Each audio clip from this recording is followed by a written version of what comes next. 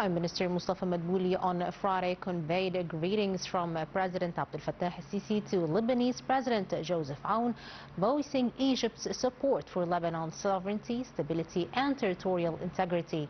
The Prime Minister started a visit to Lebanon late on Thursday, aiming to discuss bilateral cooperation files, along with a set of regional issues of mutual concern with senior Lebanese politicians and businessmen. Later on, Prime Minister Madbouli addressed a business meeting at Lebanon's Trade and Industry Chamber, saying that Cairo deems Beirut a strong economic partner, adding that the trade exchange volume exceeded $1 billion in 4 years. The Prime Minister saying that a reconstruction in Lebanon starts from boosting its infrastructure, reviewing Egypt's vast experience in the energy and electricity fields.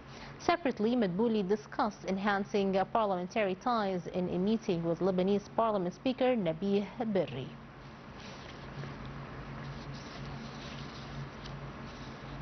Prime Minister Mustafa Madbouli on Friday pointed out to the growing pace of political consultations between Egypt and Lebanon based on mutual respect and joint action. The Prime Minister made these remarks as he addressed a press conference along with Lebanese Prime Minister Nawaf Salam on the outcome of their meeting in Beirut.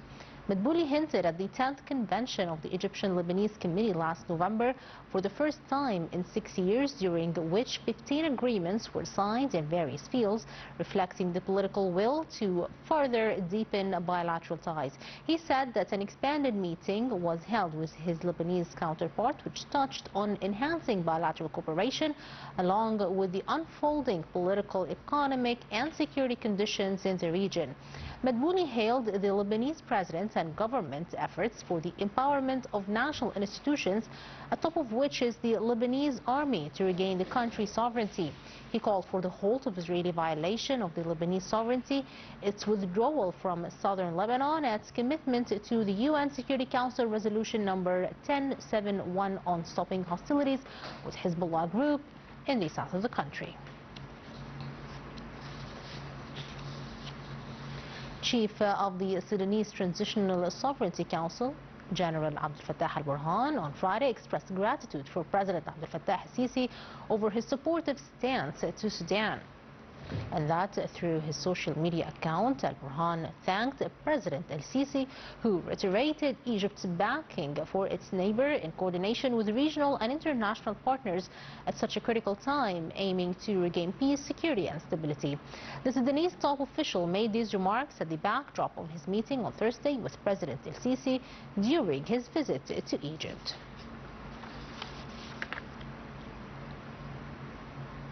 Minister of Foreign Affairs Badr Abdulati on Friday hailed the promoted ties with Russia over the past years, having extended to a strategic partnership. The foreign minister made these remarks as he addressed a joint press conference with visiting Russian Foreign Minister Sergei Lavrov on the outcome of their talks in Cairo. Abdulati pointed out to the second ministerial convention of the Russian-African Partnership Forum, reiterating Cairo's interest in hosting the two-day event, helping to boost trio cooperation among Egypt, Russia and Africa. Lavrov, meanwhile, said he will be honored to meet with President Abdel Fattah al-Sisi, noting that all participants in the forum will be meeting the head of state on its sidelines. Minister of Foreign Affairs Badr Abdulati on Friday met Algerian Foreign Minister Ahmed Attaf, expressing appreciation over the 9th convention of the Higher Joint Committee meeting last November, which resulted in inking 18 cooperation documents. Abdulati noted that he regularly follows up the implementation of the meeting outcome, which reflected the two countries' will in promoting ties on the political, economic, trade and investment fronts. The two ministers discussed regional developments, particularly in Gaza, pressing for the sustainability of the current ceasefire and moving into its second phase, while ensuring the unhindered access of humanitarian aid to its people and starting recovery in the devastated territory. Both sides agreed on boosting coordination on different African issues, including neighboring Libya, rejecting foreign interference in its internal affairs and stressing the necessity of maintaining its security, stability, sovereignty and territorial integrity. Separately, Foreign Minister Abdulati on Friday met Tanzanian Minister of Foreign Affairs and East African Cooperation Mahmoud Thabit Kombo on enhancing bilateral ties and cooperation in different fields. The Foreign Minister pointed out to the Egyptian businessman's interest in working in the Tanzanian market, building on the mutual visits by economic, trade and investment delegations to the African country.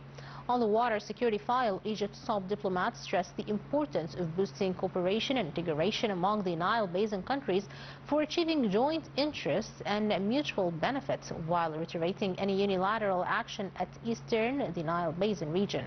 The two ministers also exchanged points of views on a number of African issues of mutual concern, including reforms at the African Union bodies aiming to achieve stability, security, and development of African people.